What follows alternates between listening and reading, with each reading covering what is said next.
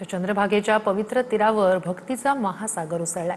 आषाढी एकादशीच्या निमित्तानं राज्याच्या कानाकोपऱ्यातून आलेल्या लाखो वारकऱ्यांनी चंद्रभागा नदीत पवित्र स्नान करत विठुरायाच्या दर्शनाची ओढ व्यक्त केली।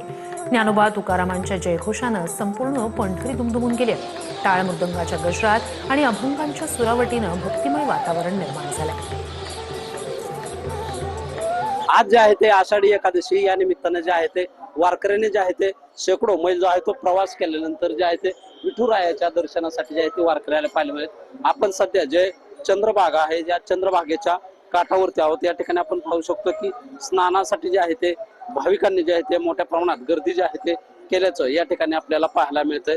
यामध्ये जे आहे ते रात्रीपासूनच जे आहे ते चंद्रभागेच्या तीरावर जे आहे ते भाविकांनी जे आहे ते स्नानासाठी जे आहे ते एकच महासागर उसळल्याचं पाहायला मिळतंय।